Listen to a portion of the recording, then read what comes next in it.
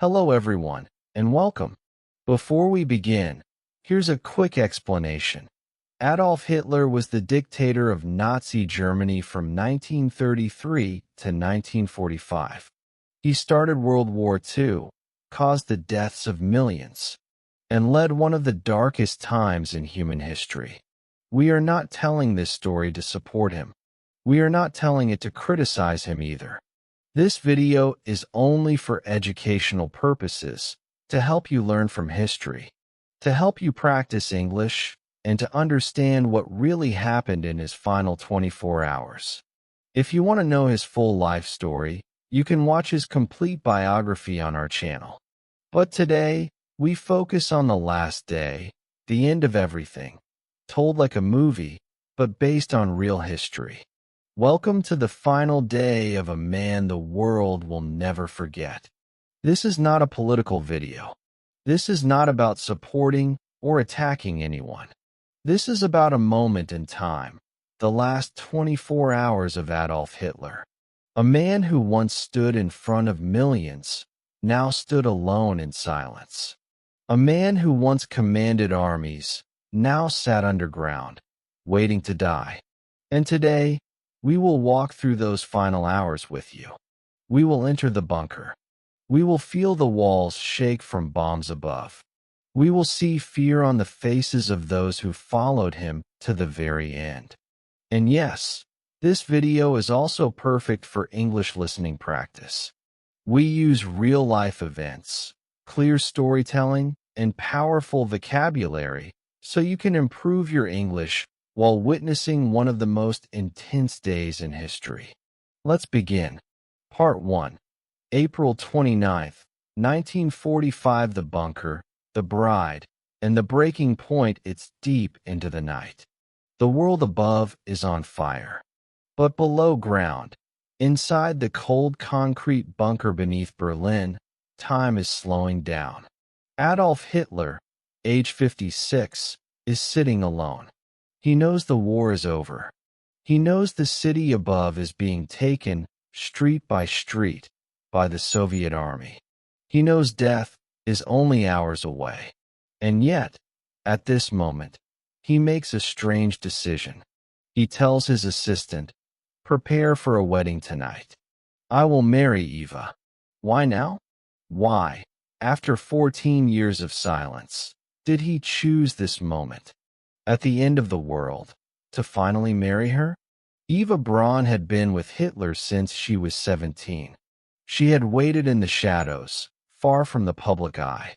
She was never shown beside him in photos, never acknowledged as his partner in speeches. For 14 years, she waited, quietly, faithfully, away from the spotlight. She had tried to take her life twice, not because he hurt her, but because she felt invisible. But she stayed. She believed in him. And in his final days, she refused to leave the bunker, even when everyone else begged her to escape. And that's when he knew. This woman had followed him not for power, not for money, but out of blind, private loyalty. And now, with the city falling and the walls trembling, he said, "She deserves my name." Even if only for a few more hours. This was not a romantic decision. It was not about love. It was about control, ritual, and finality. He wanted to end his life with everything arranged: a marriage, a will, a last speech, a planned death. It was the beginning of his goodbye. In a small room, dimly lit and silent, the wedding began. There were no flowers.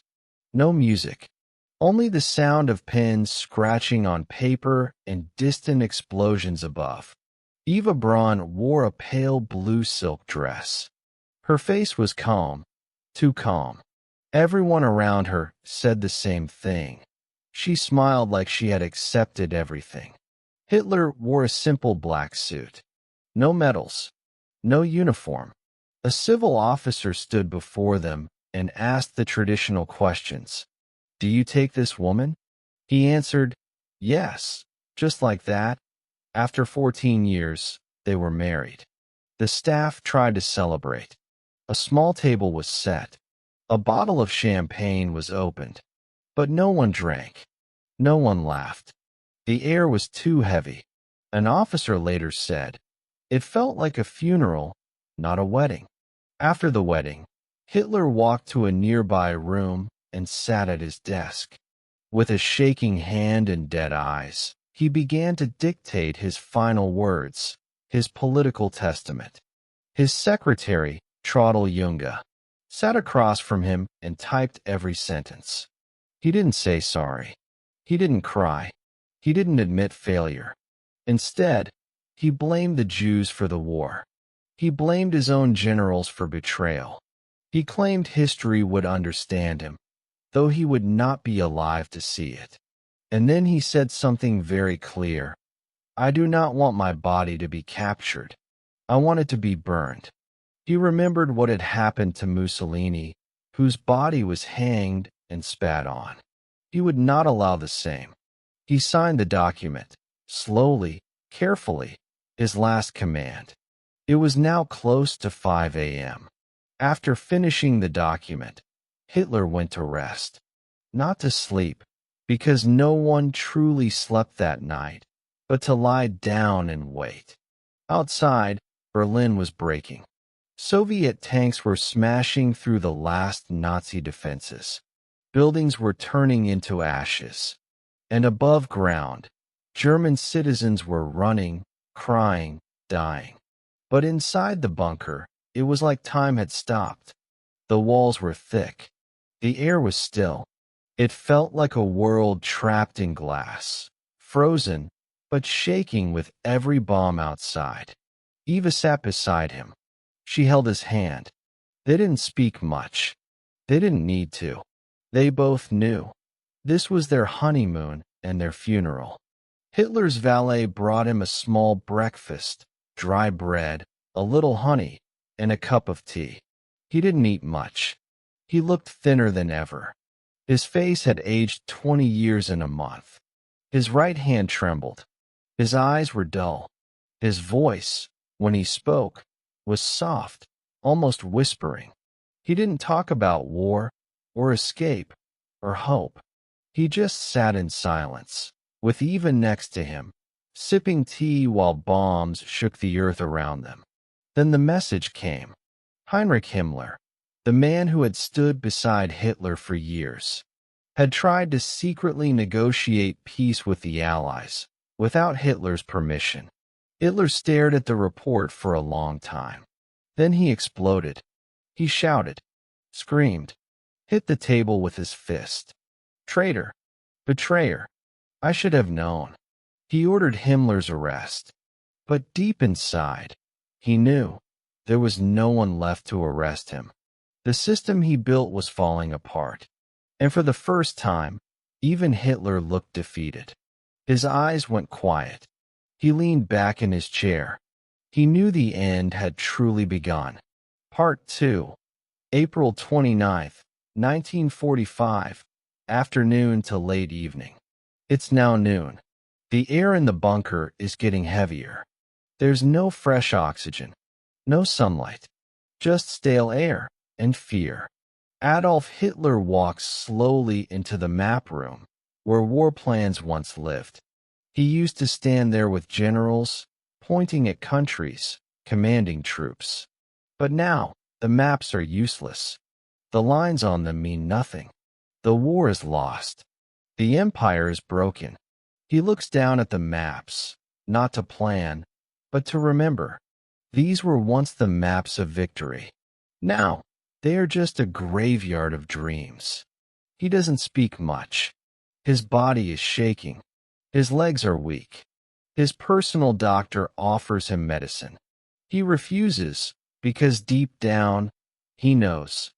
This isn't a war room anymore. It's a museum of my failure. Hitler had one companion he trusted more than anyone. Blondie, his German shepherd. She had been with him for years, sleeping beside him, walking by his side. She was loyal, quiet, always calm. But now, Hitler calls his doctor Werner Hasse, and says something shocking. Bring the cyanide capsules. I want to test them on Blondie. Why? Because Hitler no longer trusted anyone, not even the poison given to him by his own people. He believed someone, maybe even those closest to him, might try to trick him, give him fake capsules, let him suffer. So he ordered the doctor to take one capsule and put it in Blondie's mouth. The dog died within seconds. No sound, no fight, just death. For a moment, Hitler said nothing. Then he looked away. That was his way of confirming the poison. It works. I can use it too. But for many in the bunker, this was the moment everything changed. Because when Hitler killed his own dog, the one living thing he truly trusted, they knew he is not planning to leave. He is not planning to survive. He is planning to die. But it didn't stop with Blondie. Eva's two Scottish terriers, Wolf and Stasi, were next. The puppies that belonged to Blondie, just a few weeks old, were also killed by Hitler's dog handler. They were poisoned, silently, quickly. Why? Because Hitler didn't want to leave anything behind. No body, no bloodline, no animal, no memory. The bunker was becoming a place of total erasure. If I'm going, he thought, then everything I touched, everything I loved, must vanish too. That afternoon, Hitler gathered his remaining officers. They had all served him for years. Now, they stood in front of a man who looked tired, sunken, and already half dead. Some begged him one last time. Mein Führer, we can still escape. There's a plane. We'll hide you in disguise. You can go south. He shook his head slowly. No, I will not run. I will not be captured. He told them, I will stay here. I will die here, in Berlin. Some were shocked. Some were scared. Some were silently relieved. Because now they knew they could leave without guilt. He gave permission for others to try to escape through the sewers. Some officers, drivers, and aides prepared to leave that night. Most would die in the attempt. But Hitler? He was done moving, done speaking, done fighting. Back in his room, Hitler sat beside Eva Braun. She had changed her clothes, now wearing a simple dark blue dress. No makeup, no jewelry. She had not cried all day. She had not shown fear. She was ready to die. Hitler looked at her and said, You still have time. You can leave. Go with them. Escape. She smiled gently and replied, No, I stay with you. It was not love. It was not passion. It was loyalty. Cold, blind loyalty. They sat in silence. No music. No conversation. Just the distant sounds of Berlin collapsing above. Hitler called his secretaries, his aides, his inner circle. One by one, he shook their hands. He didn't give speeches. He didn't say long goodbyes. He simply said, Thank you. You may go now. One secretary, Gerda Christian, later said, He looked like a ghost, but still somehow polite. Some wept. Some held his hand longer than they should have. But Hitler kept his face blank, emotionless, calm, as if he were already gone. That moment was the end of a chapter. The people who once surrounded him like a king were now walking away, leaving him alone. Alone with his wife. Alone with his death. As strange as it sounds, the night became quiet. Hitler ate a small meal, the same as before, bread and tea. He sat with Eva. They talked very little. Outside, the bombs were getting louder. The Soviets were now just blocks away. Gunfire could be heard above the garden. But inside the bunker, Hitler wasn't moving. He was writing something in his notebook. He wasn't giving orders. He wasn't reading the news. Because the war, his war, was already over. Hitler stood up slowly. His legs were weak. His walk was slow. He went to his private bedroom. Eva followed. The door closed behind them. There were guards posted outside, but no one was allowed in. It was not a night for sleep.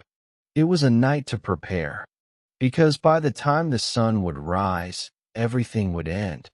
As April 30th begins, time no longer feels real inside the Führer bunker. Above ground, Berlin is collapsing street by street. The sounds of explosions are now constant.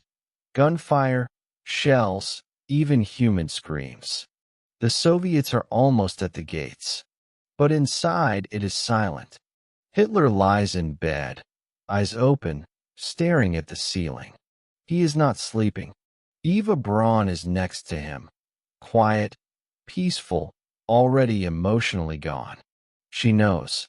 This is her final night. Down the hallway, staff members whisper softly. Nobody knows what to say anymore. The bunker has become a waiting room for death.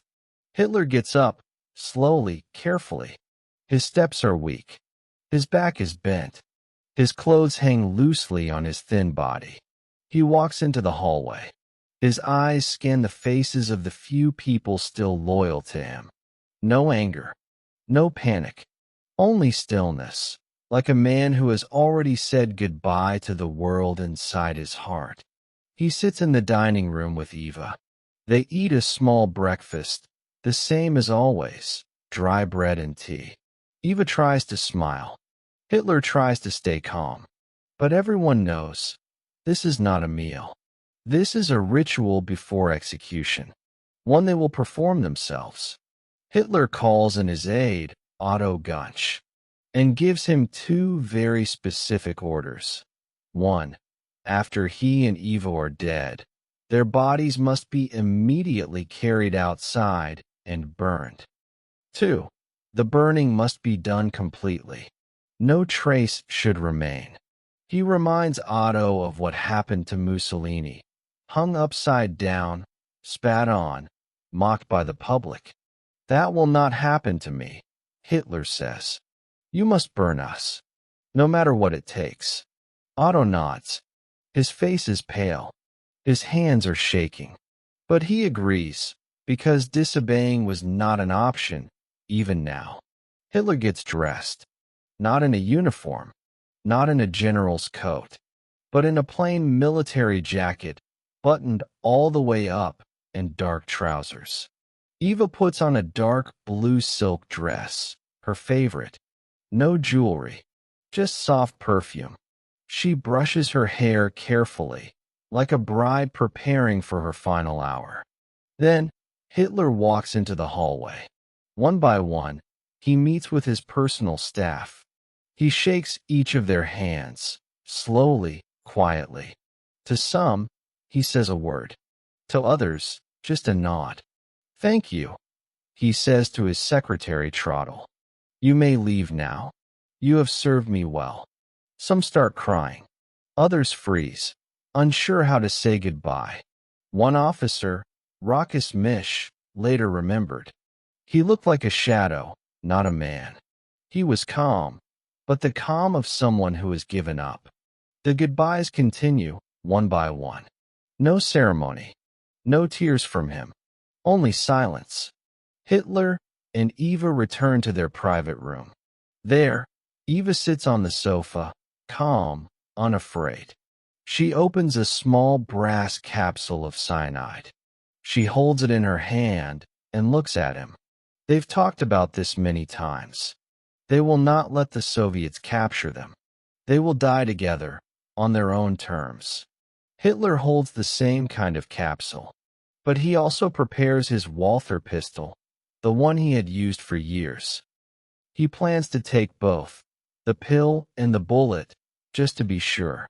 He calls in Otto Gunsch and his valet, Heinz Ling. He tells them, the time has come. You will wait outside. When it is over, open the door. Otto and Heinz nod. They walk to the hallway and stand in silence, just a few feet from the door. Inside, Hitler, and Eva sit together on the sofa. 3:30 p.m. The final act. No one sees exactly what happens inside that room, but witnesses standing outside hear only one sound, a single gunshot. Otto and Heinz rush in.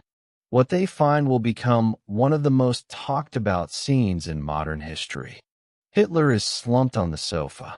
His body is still. There is a small hole in his right temple. The blood has splattered across the floor and wall. Eva lies beside him. There are no wounds, only a faint smell of bitter almonds from the cyanide. They are both dead. The man who once commanded millions is now a lifeless figure in a quiet underground room. Just as ordered, Otto and Heinz begin the process. They wrap both bodies in thick, gray blankets. They carry them upstairs, up the narrow staircase, through the tight hallway, and out into the garden behind the chancellery. It is still daylight. The ground is shaking from artillery fire. The Soviets are only blocks away. They place the bodies in a shallow crater near the bunker exit. Then they pour can after can of gasoline over them. Otto takes a match. He lights it, drops it. The flames rise. The bodies begin to burn. No music, no prayer, no soldiers, no flag, just fire, smoke, and silence. They salute the flames, then run back into the bunker as gunfire cracks overhead. Inside, the remaining staff gather. Otto reports, the Führer is dead. His body has been burned. There is no celebration, no ceremony, just stunned faces, pale skin, empty eyes.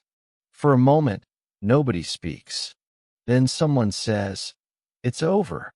And just like that, everything Hitler built, everything he controlled, everything he dreamed, was now ashes in a garden.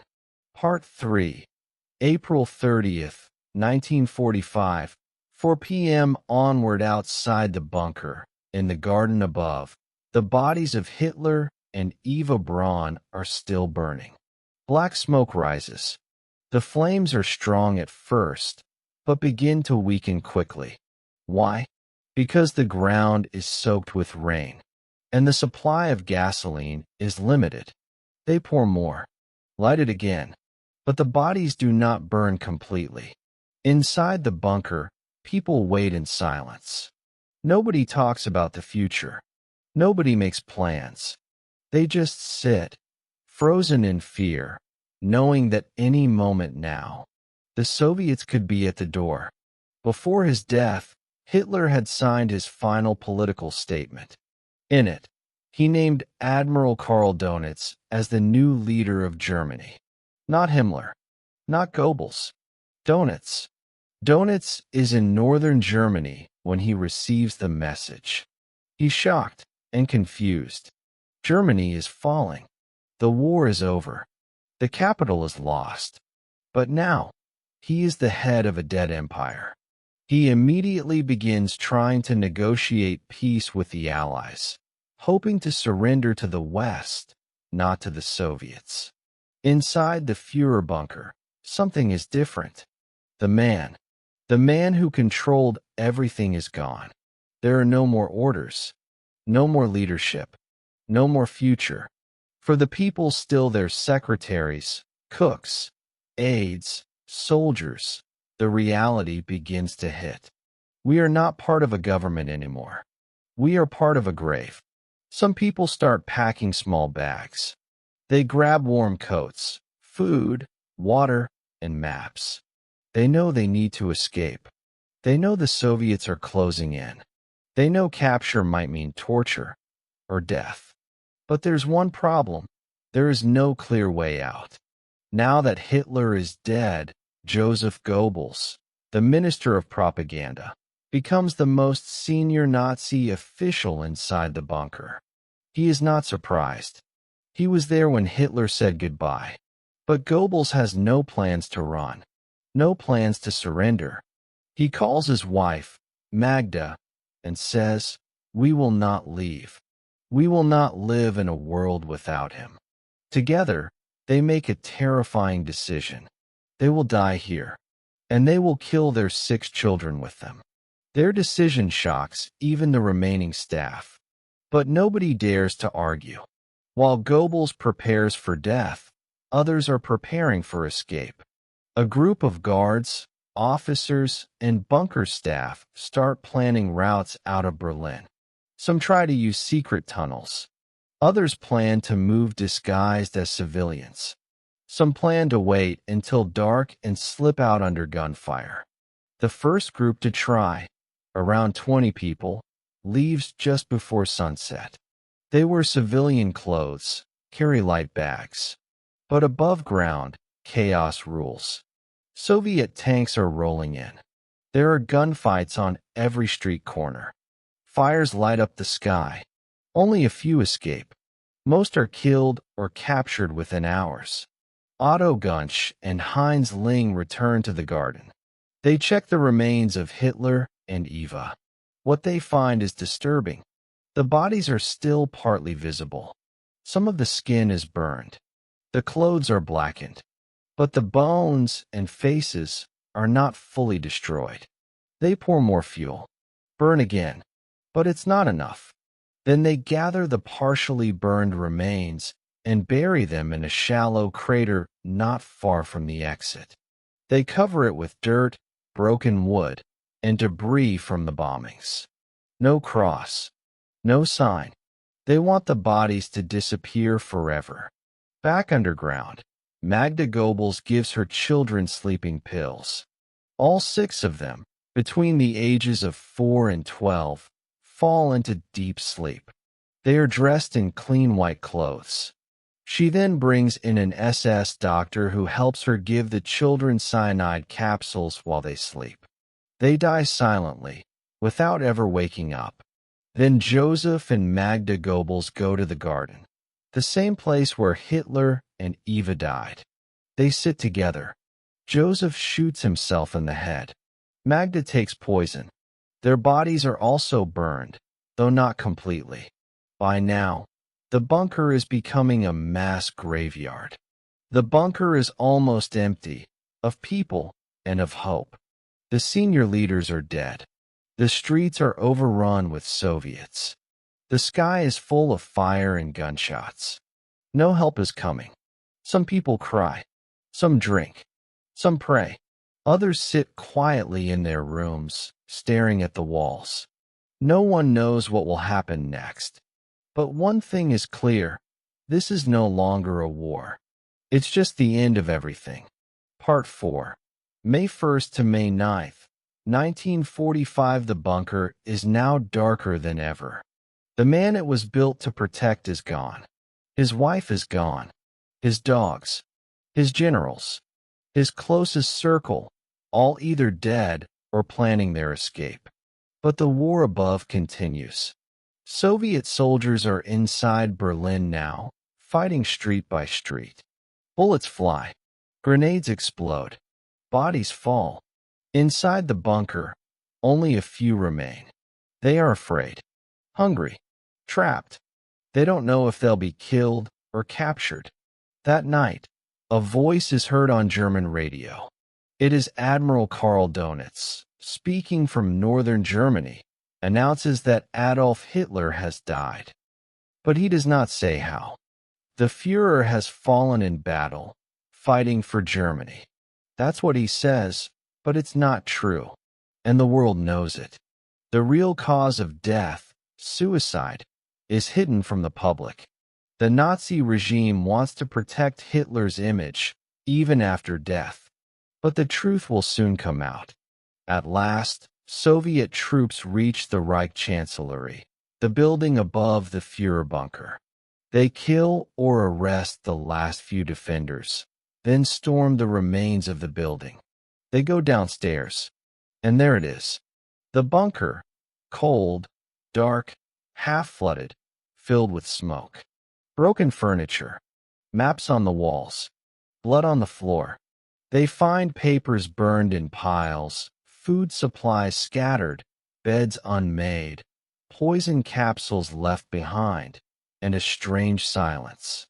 But one thing is missing: Hitler's body.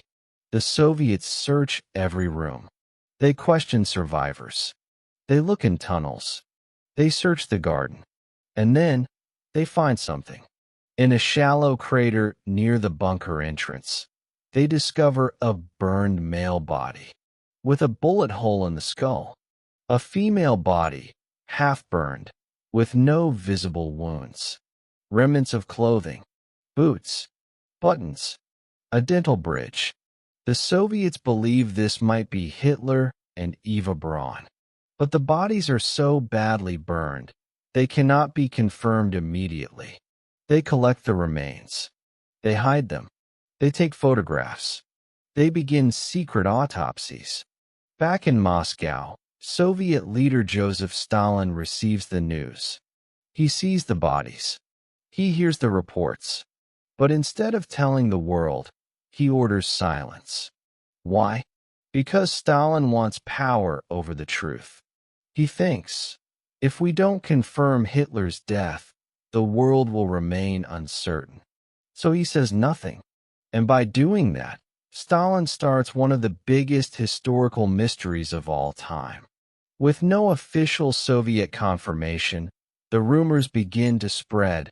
Maybe Hitler didn't die. Maybe he escaped to Argentina. Maybe it was a body double. Maybe the body was fake. Maybe he's hiding, waiting to return. These theories become legends. And even though his staff had seen him dead, even though his body was found, people start believing the lie. Because when truth is hidden, fiction grows. It took decades to confirm everything. But here is what actually happened. Soviet doctors conducted autopsies on the burned bodies. They compared dental records, the most reliable identification method available at the time. Hitler's dental assistant, who survived the war, later confirmed the records. Her testimony matched the burned jawbone found in the garden. That jawbone, with gold bridgework, was Hitler's. The Soviets kept it hidden for over 20 years. Only in the 1990s, after the fall of the Soviet Union, did they finally admit, yes, the body we found was Adolf Hitler. With Hitler gone, Goebbels gone, and Berlin fallen, there was nothing left. On May 7th, Germany signs its official surrender to the Allies. On May 9th, they surrender to the Soviet Union. The war in Europe is over. Nazi Germany is dead. The Third Reich, once powerful, terrifying, global, has ended. In a bunker, in silence and flames, the news spreads fast. Newspapers print huge headlines. Hitler dead. Suicide confirmed. Germany surrenders. War in Europe ends. Some people celebrate in the streets. Some cry in private. Some don't believe it at all. Because how could a man who started so much horror end his life in a quiet room? With a pill and a gun? It felt empty. It felt too easy. But that's the truth. He didn't die in battle. He didn't face justice. He didn't beg for mercy. He died by his own hand. Underground. Surrounded by fear, failure, and fire. The Soviets destroyed most of it. They blew up the entrance, covered the ruins with concrete, and tried to erase it from history. For decades, the location was kept secret. Today, the site is just a simple parking lot in Berlin. No signs, no memorials, no statue, because Germany chose to never glorify the place where evil ended. And that is powerful. This was the true historical story of the last 24 hours of Adolf Hitler, told not to praise, not to support, and not to attack, but to learn, understand, and remember. What do we learn from this story? No matter how powerful someone becomes, if they lead through fear and hate, they will always fall in silence and shame. History is not just about facts. It is about understanding the cost of blind leadership, war, and destruction. The most dangerous leaders are not the loudest. They are the ones who are followed without question. And finally, if we do not learn from the past, we risk making the same mistakes in the future. This video also helps you practice real-life English through deep storytelling, emotional vocabulary, and simple sentence structure. So if you are learning English, you are not just watching history. You are improving your listening, understanding, and speaking. If you found this story powerful, if you learned something today, and if you want more true, emotional, and educational videos like this, then please subscribe to this channel right now. Because every video here is created with purpose to help you learn, grow, and become stronger in English and in life. Thank you for watching. See you in the next powerful story.